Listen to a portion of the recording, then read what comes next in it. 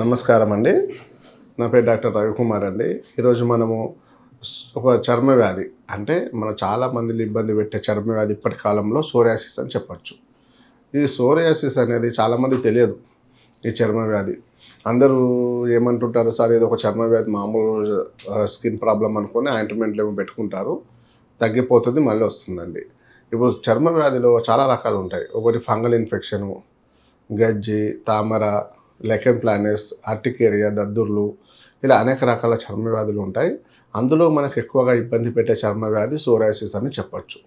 ఇది భయంకరమైన వ్యాధి అని కూడా చెప్పొచ్చు. ఎందుకంటే సోరియాసిస్ వచ్చినామంటే మనిషి అనేది కరెక్ట్గా ఉండడు. ప్రతి విషయానికి పాపం టెన్షన్, స్ట్రెస్ ఇవన్నీ ఉంటాయి. ఎందుకంటే ఆ వ్యాధి అలాంటిది. ఎందుకంటే ఆ వ్యాధి మొత్తం పొలుసులుగా ఉంటుంది. మన ఫస్ట్ తలలో డాండ్రఫ్ లాగా స్టార్ట్ అవుతుంది. మనం ఏమనుకుంటాం, తలలో డాండ్రఫ్ పడుతుంది, చుండ్రు అనుకొని నెగ్లెక్ట్ చేస్తాం. కానీ చుండ్రు కాకుండా కొంచెం పెచ్చులు మాదిరిగా, పెద్ద పెద్ద పొలుసులు మాదిరిగా ఫామ్ అవుతాయి. అట్టకట్టల్లాగా కట్టేస్తుంటాయి స్కాల్ప్లో. దాన్ని మనం సోరియాసిస్గా మనం పరిగణించాలి.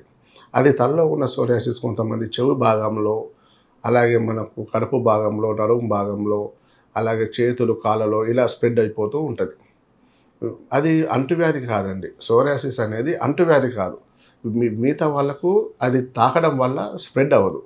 ఆ పర్సన్లోనే, వాళ్ళలోనే ఆ వ్యాధి పెరుగుతుంది. మిగతా వాళ్ళకి రాదు తాకడం వల్ల. ఇది అంటువ్యాధి కాదు. ఇది ఏంటంటే సోరియాసిస్ ఆటో ఇమ్యూన్ డిసీజ్ అంటాం.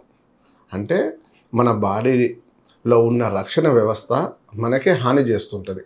ఇప్పుడు మనం ఏదన్నా కాపాడాలి, ఇప్పుడు బ్యాక్టీరియా కానీ, వైరస్ కానీ అది మన శరీరంలో ప్రవేశించినప్పుడు మన బాడీ దానికి ఫైట్ చేసి, మెకానిజం చేసి మన దాని నుంచి మన బాడీని కాపాడాలి. అలా కాపాడకుండా మన బాడీని హాని చేస్తుంటుంది.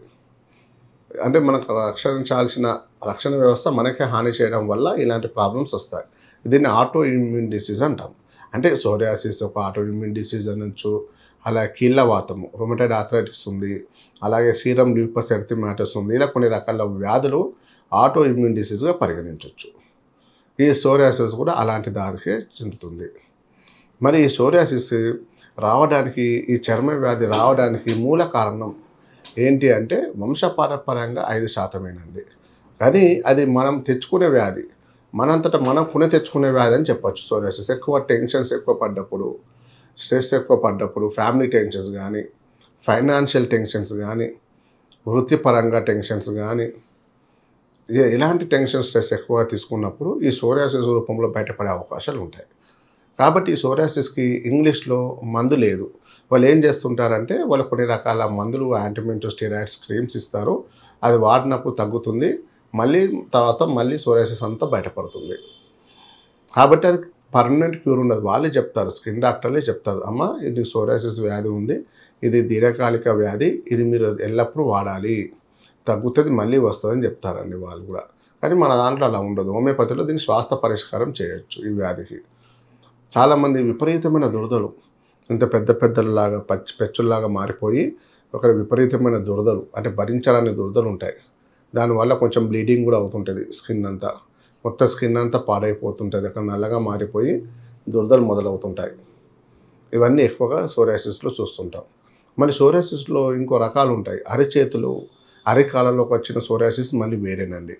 ఇప్పుడు అరిచేతులు ఉన్నాయనుకోండి, పాల్మార్ సోరియాసిస్ అంటాం. అరికాళ్ళలో ఉంటే ప్లాంటార్ సోరియాసిస్ అంటాం. ఈ పాల్మార్ సోరియాసిస్ అరిచేతిలో కూడా చాలా మందికి చూస్తుంటాం. లేడీస్లలో ఎక్కువ మందిలో చూస్తుంటాం. వాళ్ళలో క్రాక్స్ ఉంటాయి, చిన్న చిన్న అరిచేతుల్లో క్రాక్స్ లాగా మారిపోయి అక్కడ విపరీతమైన దురద, వాళ్ళు డైలీ దువ్వెనతోటి కూడా ఇలా దురద ఇలా రాయడం చూస్తుంటాం మనం. అంత దురద ఉంటుంది వాళ్ళకు.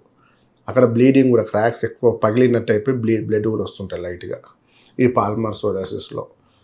కాబట్టి వాటికి మనం ఎన్ని క్రీమ్స్ వాడండి, స్టెరాయిడ్స్ క్రీమ్స్ పెట్టండి, అప్పుడు తగ్గుతుంది, మళ్ళీ స్టార్ట్ అవుతుంది. మనం ఏం చేస్తామంటే మన హోమియోపతి మందులో వాడినప్పుడు క్రీమ్స్ ఏం వద్దంటాం. వాళ్ళు కొబ్బరి నూనె వాడాలి, పారాషూట్ ఆయిల్, ఓన్లీ కొబ్బరి నూనె అప్లై చేయమంటాం. అలాగే వ్యాజిలైన్, వైట్ పెట్రోలియం జెల్ ఒకటి పెట్టండి, సరిపోతాయి. ఇవి రెండు పెట్టడం వల్ల మన స్కిన్ కొంచెం స్మూత్గా డ్రై కాకుండా ఉంటుంది. కానీ లోపల నుంచి మళ్ళీ రిబౌండ్ ఫినామినా మళ్ళీ బయటకు రాకుండా లోపల తగ్గేలాగా మనం మెడిసిన్స్ ఇస్తాం పర్మనెంట్ అయ్యేటట్టు. దీనికి కొంచెం పథ్యం ఏంటంటే కామన్గా డైట్ రిస్ట్రిక్షన్స్ ఏమి ఉండవు. కామన్ డైట్, ఎక్కువ నాన్ వెజ్ అవాయిడ్ చేయమంటాం, గోంగూర తగ్గించమంటాం, వేడి పదార్థాలు మన శరీరానికి హీట్ అయ్యే పదార్థాలను మనం తగ్గించమంటాం. అది తగ్గించుకుంటూ మన హోమియోపతి సపోర్ట్ తీసుకుంటే ఈ సోరియాసిస్ 10 సంవత్సరాలు కానీ 15 సంవత్సరాల నుంచి బాధపడిన వాళ్ళు మన కంప్లీట్ మన మందులతో క్యూర్ చేయొచ్చు. నమస్కారం.